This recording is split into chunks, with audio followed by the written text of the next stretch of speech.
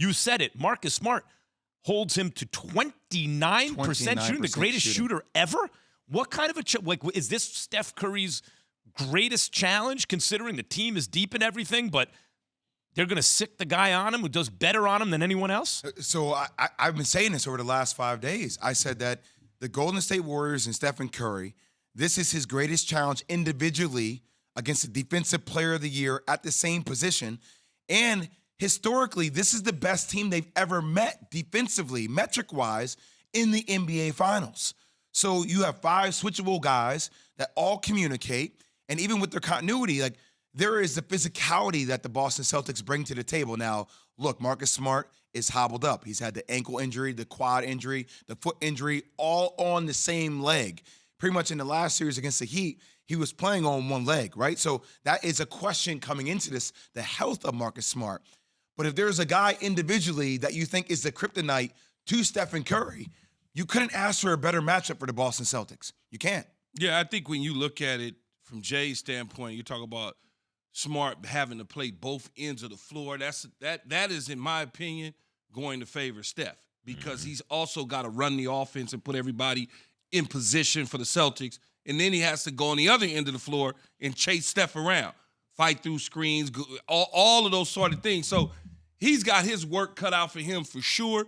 But you're right, Jay. I think as I started to think about it in those championships that they did win or they lost, this is probably the best defensive team that they will have faced. And Max, this is how you have to do it. So if you're watching the screen, Marcus Smart, whenever Stephen Curry comes off any kind of pin down action, right?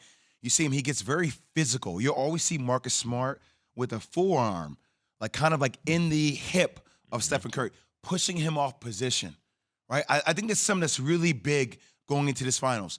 Pushing somebody off their position for Stephen Curry. And when Steph likes to dance with the ball, like at times it seems like he's loose with the ball, but he's not. Like jamming a receiver at the line of scrimmage. All day long. So that and Marcus wants him to take contested, difficult shots. So think about this, Key. If I'm coming down and I'm getting us in our offense and say we score, think about how difficult this is from the guard perspective. We score, say Jason Tatum, like I come down, I kick the ball to the corner, my momentum's taking me out of bounds, Jason Tatum makes a 3. It can't be like, woo, we got a 3. It's like, where's Stephen Curry? Where's he at? I got to find him. I got to meet him early. I got to make him work. I got to get him tired. Do you find it's going to be the biggest test mentally for Marcus Smart out of any series he's ever played in his career? I can imagine, and then have to play instinctual point guard, but also tamp down his instinct to score at times, and so he's also kind of got to be in his head. It's a lot for Marcus Smart. A good thing about him though is he's a guy who's played both ends of the floor his entire career. Yep. So it's not something that's new to him. It's just a different challenge, especially having a little bit of an injury.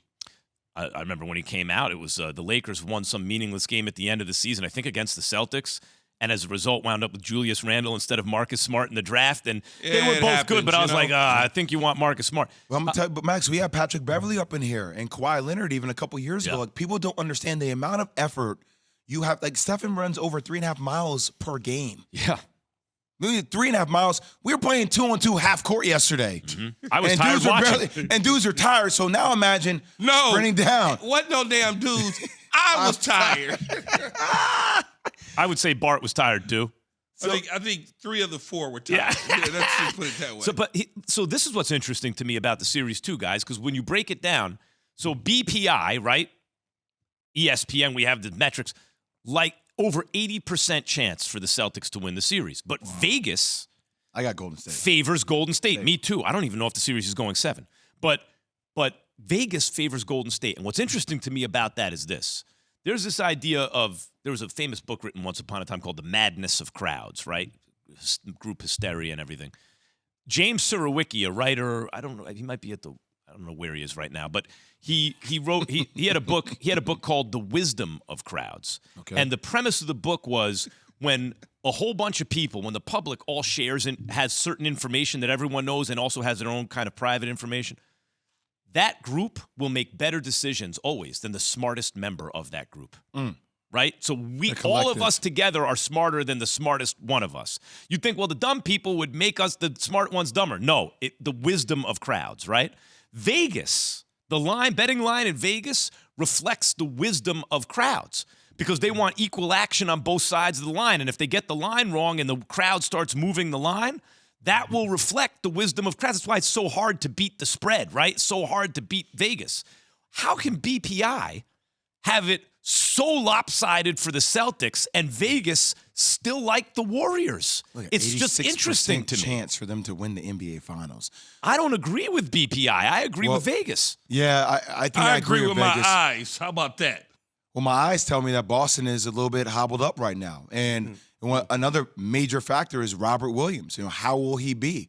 Because when you can be physical, when you can press up on the three-point shooters and you force them to be two-point threats, when you have a rim protector like Robert Williams who can not only block shots but also deter shots. Like, people don't talk about that enough, right? Having a presence, like coming down the lane and seeing Shaq there, just seeing Shaq makes you think about, damn, how am I going to get this shot off? It increases the level of difficulty that you take over that shot threat. So these are the two best defensive teams in the league. Celtics 1, Warriors 2. But the Celtics, the two guys you wonder about in terms of how healthy, how close to 100% are they going to be, are Marcus Smart and Robert Williams, Yes. the two best defenders on the team. Yes. That's a problem, isn't it? It's a problem, but, I mean, they've managed. I mean, every team is injured to a degree. We could have another injury during the NBA Finals. How you manage injury determines whether you can be successful or not. But this is a different offense they're going to see, too, though. Agreed. That's going to be You mean the big, Celtics are going to see? Yes, Yeah, absolutely. I mean, like Jay was saying, you playing against different teams with injuries and things of that nature, and you could have another injury, who knows? But let's assume everything stays healthy. This is a different offense. Yeah, they Think got about so much firepower. ISO. Firepower. From KD to Kyrie, ISO. From Giannis, he has the ball at top of key. Everybody sees it coming. Continuity was a little bit with Miami, but you knew Jimmy Butler had to be prolific. Thanks for watching ESPN on YouTube. For live streaming sports and premium content, subscribe to ESPN Plus right now.